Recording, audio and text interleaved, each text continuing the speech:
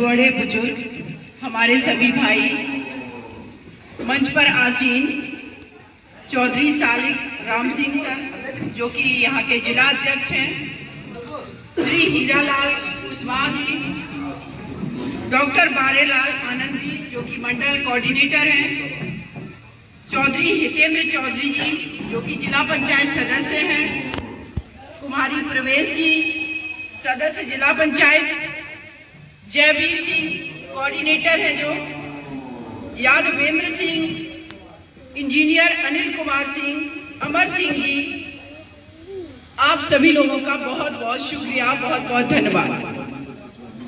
And Dharmendra Kushwaha ji जो कि यहाँ के विधानसभा अध्यक्ष हैं, आप सभी भाइयों का, हमारे सभी बड़ों का मैं बहुत तहे दिल से शुक्रिया अदा करती हूँ।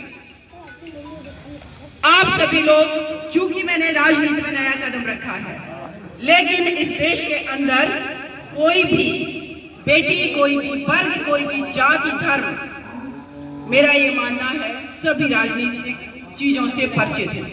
और सबसे ज्यादा अगर वाकई में इस देश के अंदर किसी ने संघर्ष किया है एक राष्ट्रीय पार्टी बनने के लिए, तो वो किया है बहुजन समाज पार्टी ने। हमारे पूर्वज जिन्होंने इस देश के अंदर मानवता की अलग जगाई, चाहे वो महात्मा ज्योतिबा फुले जी हो, माता सावित्रीबाई फुले जी हो, बाबा भीमराव अंबेडकर जी हो, जिन्होंने पूरा संविधान लिख दिया। उनको भले ही हम लोगों ने, हमारे देश के लोगों ने एक जाति विशेष का व्यक्ति बताने की कोशिश की हो, लेकिन सच ये है कि आज अगर इस देश के अंदर जिससे शासन, प्रशासन, सत्ता सब संचालित हो रही है, वो है हमारे भारत का संविधान, जो कि हमारे पूर्वज बाबा भीमराव अंबेडकर जी द्वारा लिखा गया। मान्यवर कांशीराम जी हमारे बीच नहीं है, लेकिन ये बहुजन आंदोलन उनका खड़ा किया हुआ है, उनकी देन है। हमारी एकजुटता, हमारा संघर्ष, पगडंडियों पर चल करके लोगों से 5-5 रुपए लेकर के हमने बहुजन समाज पार्टी बनाई, ये हम लोगों का संघर्ष है। आज जब बहन मायावती जी से हमारी मुलाकात हुई तो उन्होंने हमसे कहा कि सीमा जी, हमारे पास पूंजीपतियों का पैसा नहीं है, हमारे पास मेरे अपने लोगों की खून कमाई का पैसा है, इसलिए हम मीडिया को नहीं कहते हैं कि हमें दिखाओ, अगर उनका मन होगा तो दिखाएगी, अदरवाइज हमारा जो काडर का वोट है यही मेरी असली ताकत है। और यही असली ताकत इस चुनाव में हमें प्रूव करके दिखानी है। मानवर कांशीराम जी का संघर्ष जाया नहीं जाने देना। बहन मायावती जी उत्तर प्रदेश की 4 बार मुख्यमंत्री बनी। कल ही परसों इन लोगों का मैनिफेस्टो आया है, घोषणा पत्र आया है समाजवादी पार्टी और बीजेपी पार्टी का। कहते हैं हम ये वादे पूरे करेंगे, वो वादे पूरे करेंगे, एक भी वादा पूरा नहीं किया। टूंडला से बहुत ज्यादा दूर नहीं है हाथरस। हम सब ने देखा किस तरीके से एक दलित समाज की बेटी को इन लोगों ने गैंग रेप करके मर्डर किया और रात में जला दिया केरोसिन डाल के प्रशासन द्वारा। क्या हम लोग इस तरीके का शासन प्रशासन चाहते हैं? और वही बहन जी के शासनकाल 2007 से लेकर के अगर हम 12 की कल्पना कर लें तो शायद मुझे लगता है कि अगर ऐसा लॉ एंड ऑर्डर, इस तरीके से योजनाओं का इम्प्लीमेंटेशन, इस तरीके से किसानों की हेल्प करना, उनका करीब 42,000 करोड़ जो पेंडिंग बिल था वो उन्होंने किया। कितने विश्वविद्यालय बनवाए, एक्सप्रेस वे। जब मैं दिल्ली से निकलती हूँ तो शायद मुझे नोएडा पहुंचने में 1 घंटा भी नहीं लगता है, 1.5 घंटा लगता है। जहां हम कल्पना नहीं कर सकते, एक स्त्री जो कि ऐसे समाज से आ रही थी जिसको इस देश के अंदर अछूत माना जा रहा था, उस बेटी ने ये सत्ता में जब बैठी, ये प्रूव करके दिखाया कि असली मानवतावादी हम लोगों के साथ जाति धर्म के आधार पर भेदभाव हुआ, लेकिन जब हम पावर में आए तो हमने भेदभाव नहीं किया। सभी लोगों को हमने समानता के आधार पर रिप्रेजेंटेशन दिया। और अगर मैं कुशवाहा साख सैनी मौर्य समाज की बात करें, हमारे यहाँ पर बहुत सारे भाई हैं, धर्मेंद्र भाई हैं, हीरालाल सर अंकल हैं, हमारे बड़े बुजुर्ग हैं, बहुत हमारे यहाँ पर भाई हैं। अगर वाकई में उत्तर प्रदेश राज्य में किसी भी पार्टी ने हमारे समाज के नेता को अगर बनाया है तो वो है बहुजन समाज पार्टी।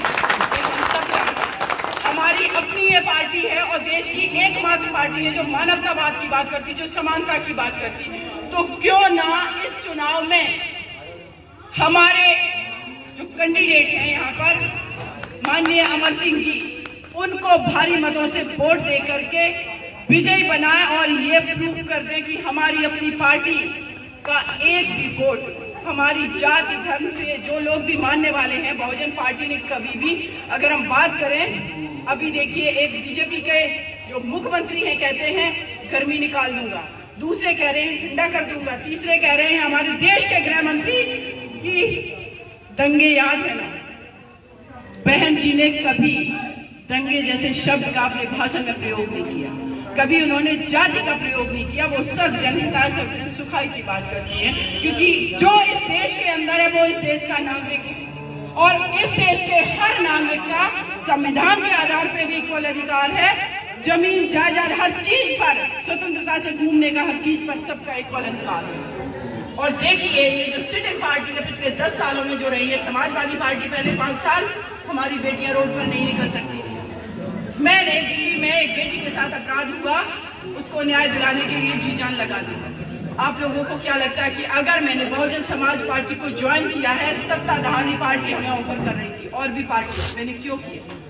बहन जी के कारण, बहन जी के कामों के कारण, प्रशासन के कारण, उनकी नीतियों के कारण और अपने इस संघर्षशील जो हमारा आज भी गाँव में सड़कों पर संघर्ष कर रहा है हमारा बहुजन समाज का लोग, हमारे भाई हमारी बहनें, उनके लिए। तो हम लोगों से आप लोगों से ये अपील करते हैं कि आपका एक भी वोट आगे आने वाली जो डेट है हमारी, उस डेट को एक भी वोट इधर उधर, जो 20 तारीख की डेट है 20 फरवरी की, नहीं जाना चाहिए। अगर आपने इनको भेज दिया विधानसभा में, आप ये समझ लीजिए कि आप खुद विधानसभा में पहुंचे और आपके भी अमर सिंह सर रहेंगे और आपके बीच अब ये बहन भी आ चुकी, जो आपकी बेटी बहन